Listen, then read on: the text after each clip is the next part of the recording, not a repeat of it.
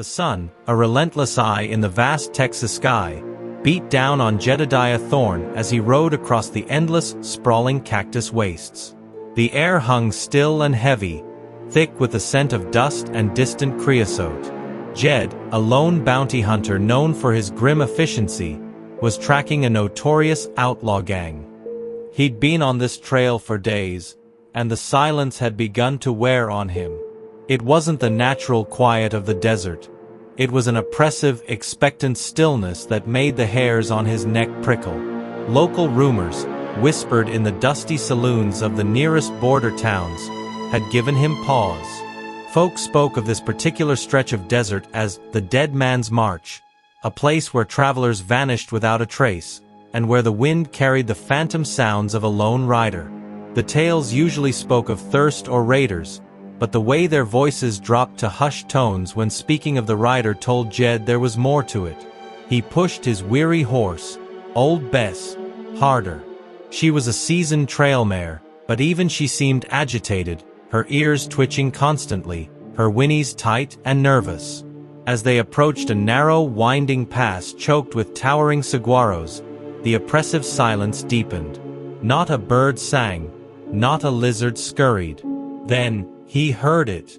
A faint, rhythmic clip-clop sound, like a horse at a steady trot, coming from ahead. It was too regular, too deliberate for a wild horse. And it was followed by a low, mournful whistle, a tune that seemed to bleed sorrow into the already heavy air. It was a tune Jed vaguely recognized from old frontier ballads, a song of loss and yearning. "Hello," Jed called out, his voice sounding unnaturally loud in the profound stillness. He drew his Colt revolver, his hand instinctively going to the familiar weight of the weapon. There was no reply, only the persistent clip-clop and the chilling whistle, now seeming to echo from directly within the pass. Old Bess let out a terrified snort, digging her hooves into the sand. She fought against the bridle, her eyes wide with a primal fear, fixed on the entrance to the pass. Jed squinted into the gloom of the pass. The saguaros stood like silent sentinels, their multi-armed forms casting long, distorted shadows in the late afternoon sun. He saw nothing. Yet the clip-clop grew louder, accompanied by a faint, metallic clinking, like spurs dragging on rock.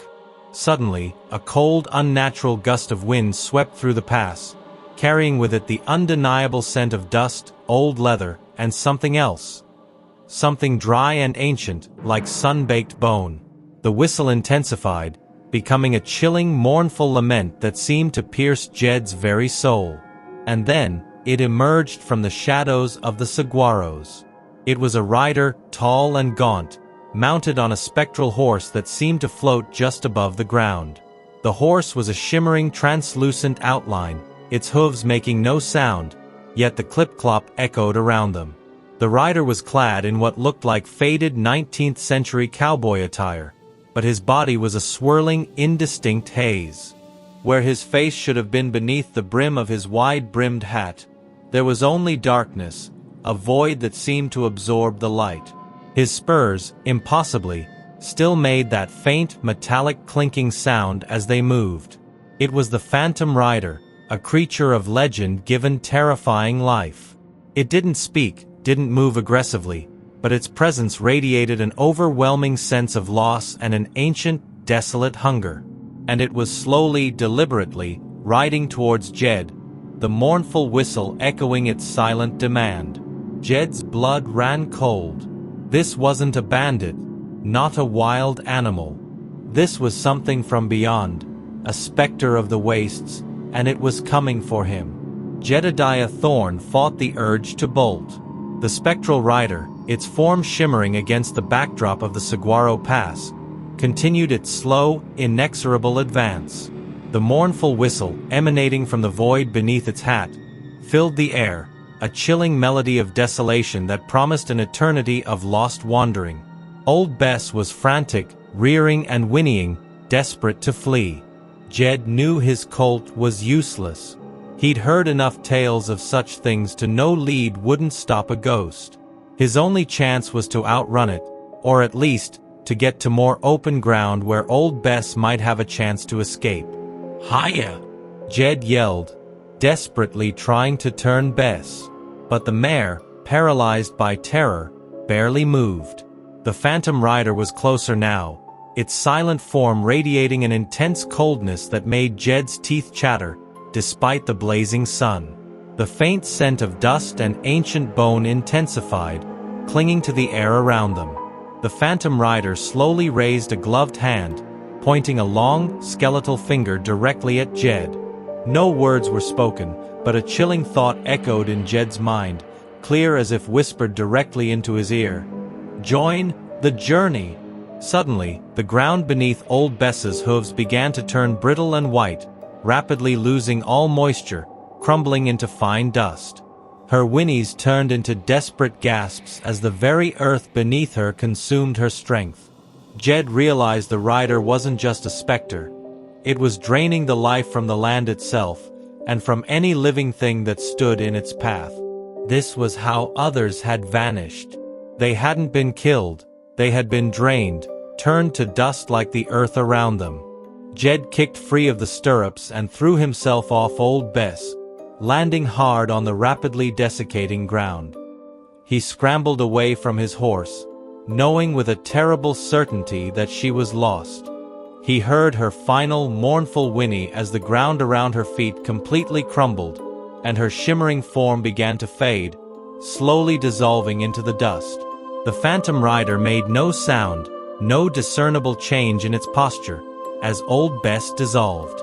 Its silent, faceless void turned slowly, methodically, to face Jed.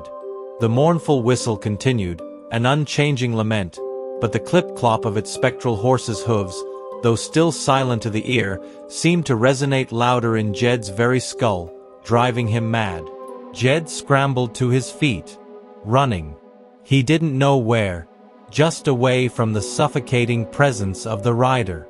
He ran through the narrow pass, past the towering saguaros, towards what he hoped was the open desert beyond.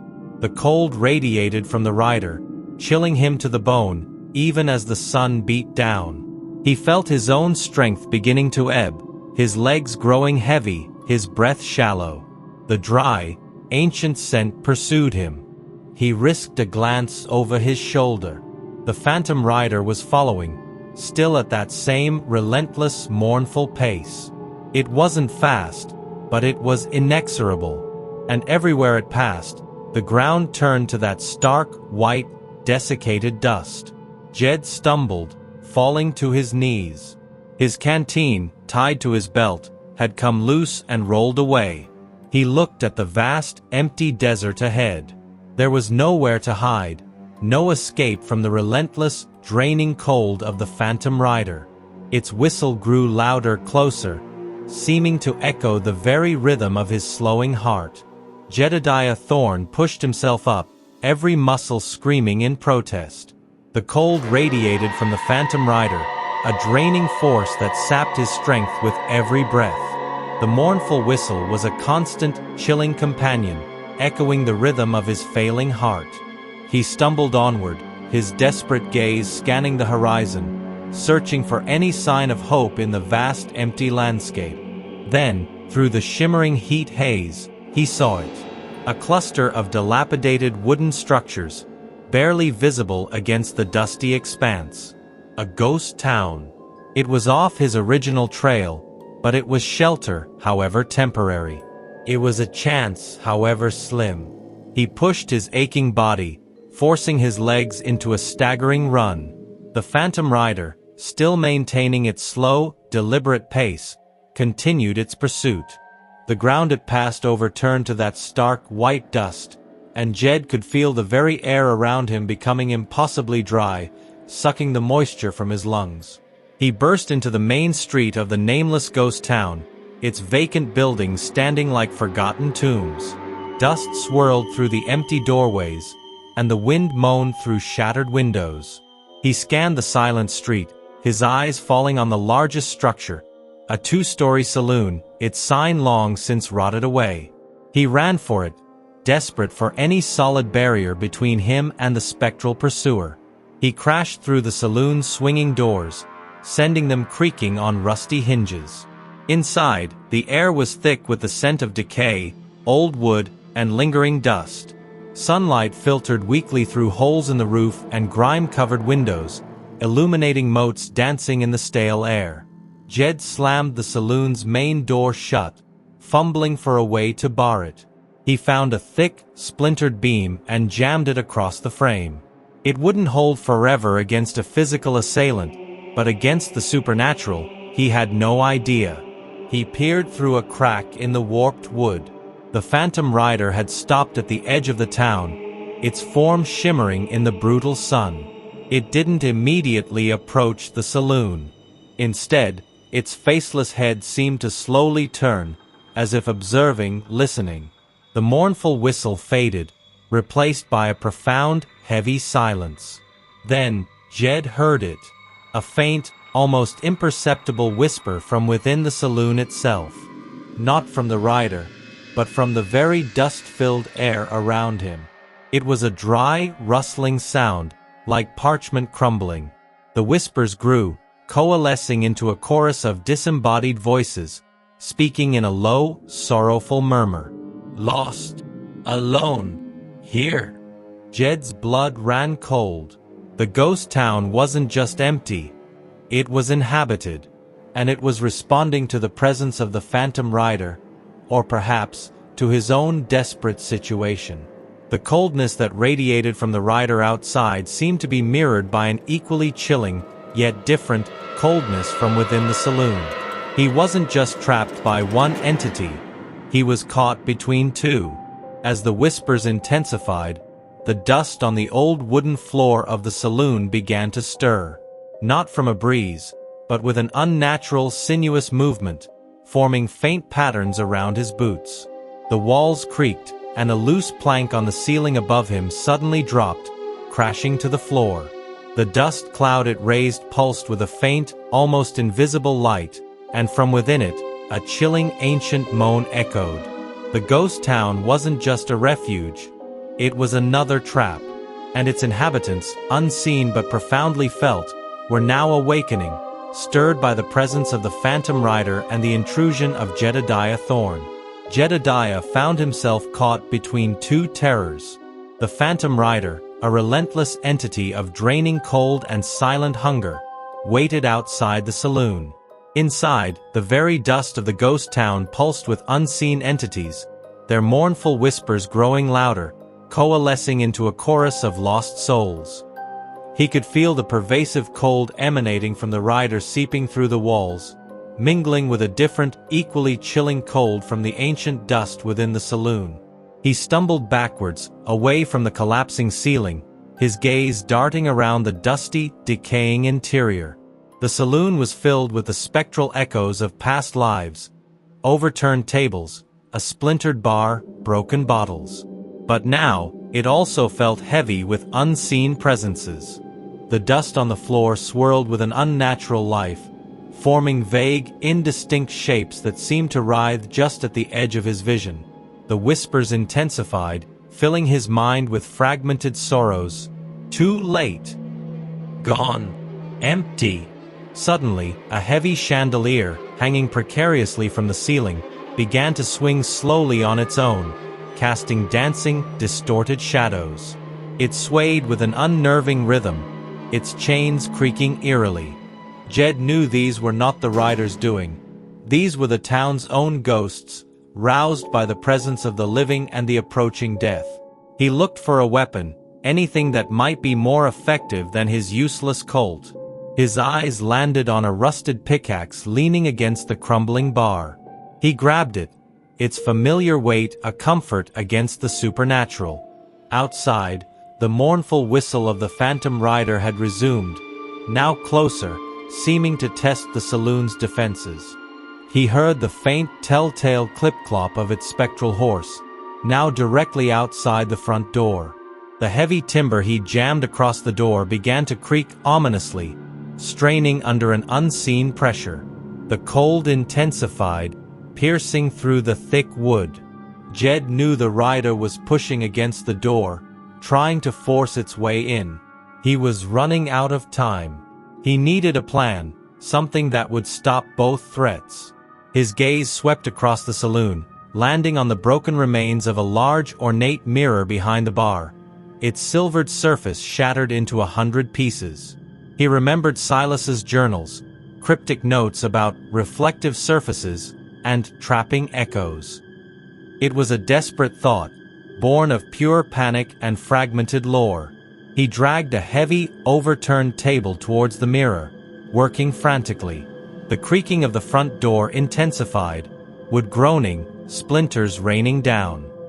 He heard the subtle hiss of the rider's cold presence seeping through the widening cracks. Inside, the whispers grew into a frantic wail, the dust swirling into more distinct shimmering forms, reaching out with unseen hands. Jed positioned the table, then, with a pickaxe, began to carefully pry loose the largest remaining fragment of the mirror, a piece roughly the size of his hand. It was dull with age and grime, but the silvered backing was still intact. He didn't know how it would work, only that it was a gamble born of desperation. The main door to the saloon suddenly burst inward with a loud crack, the timber splintering. A surge of intense, chilling cold flooded the room, carrying the overwhelming scent of dust and ancient bone. The phantom rider, its form shimmering, began to flow into the saloon, its void-like face turning slowly towards Jed. Jed gripped the mirror shard tightly, his heart hammering against his ribs. He had to act now. The phantom rider, its translucent form shimmering with malevolent cold, flowed into the saloon, its faceless void fixed on Jedediah. The mournful whistle intensified, becoming a piercing shriek that resonated directly in Jed's mind. The already freezing air plummeted, the scent of dust and ancient bone thick and suffocating. Inside the saloon, the agitated dust swirled into more coherent, spectral shapes, their silent, wailing mouths open. They seemed torn, drawn to the living Jed, yet recoiling from the chilling power of the phantom rider, which had just entered their domain. The room became a battleground of unseen forces, a cacophony of internal screams and cold emanations. Jed knew this was his last chance.